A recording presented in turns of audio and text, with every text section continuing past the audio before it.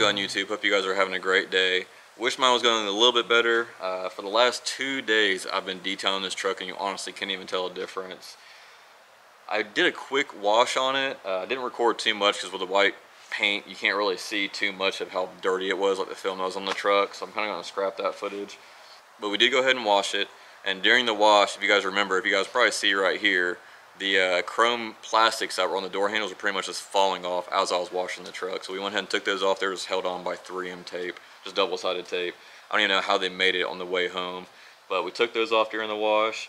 And after the wash, I kind of felt the paint, and it sounds like straight sandpaper. It's not in as bad condition as I thought it was going to be. A lot of this is just stuff coming off the tree, but you can hear it.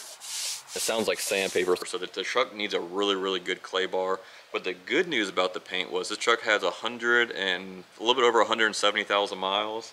So I figured, you know, the truck had a bunch of bug guts and stuff on the front, so I was worried a lot of it was going to be rock chips. But honestly, once we got the truck clean, the hood I figured would be peppered, and the front bumper I figured would have a couple rock chips, but there's only like 2 or 3. So we're going to touch those up. I did, if you guys see, have the hood popped. Went ahead and popped, or did a quick engine bay detail because we are going to be doing spark plugs on this truck. It does have a misfire, so we're going to be doing spark plugs on the truck. I don't know about coil packs yet. We'll probably do spark plugs first. The coil packs are kind of expensive on this truck, but it's kind of cost effective to go ahead and do the spark plugs. So we'll do it first, see if that gets rid of the misfire, and if it doesn't, then we'll move on to the coil packs.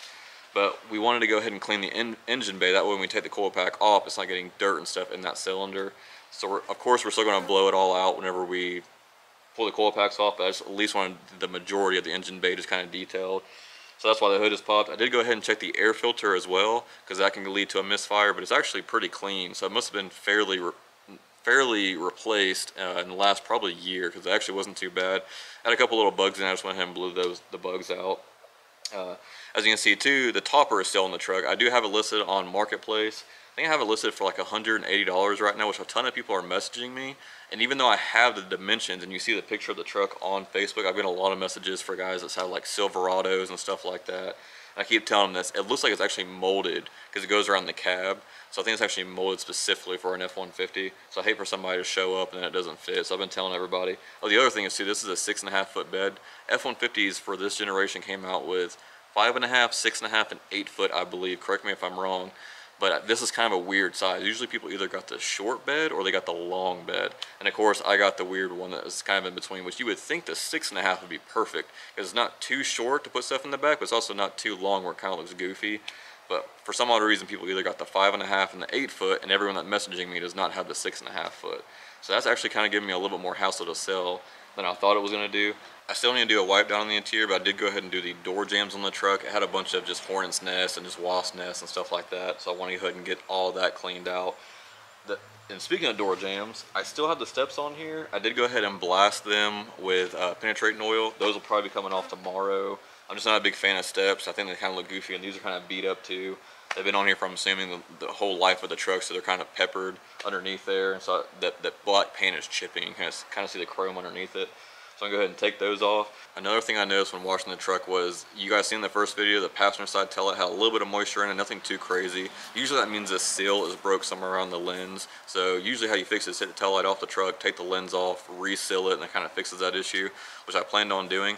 But I noticed on the driver's side taillight has like a little bit of a weird, like the reflective part looks burnt almost inside the lens. I've never seen that before.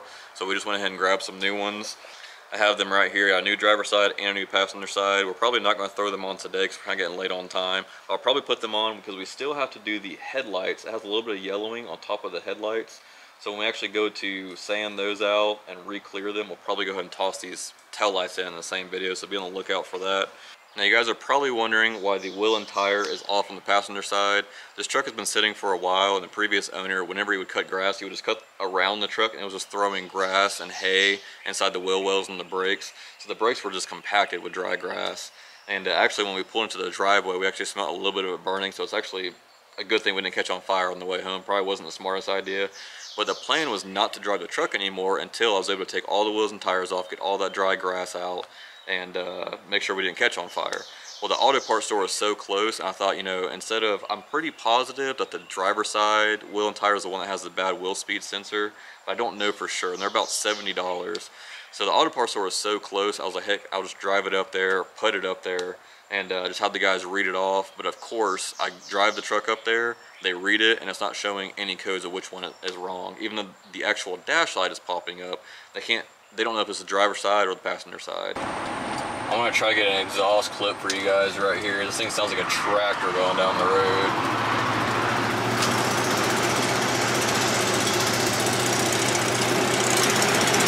Or a golf cart or a go-kart, one of the two. But we really gotta fix that manifold leak. Alright, no look at O'Reilly's.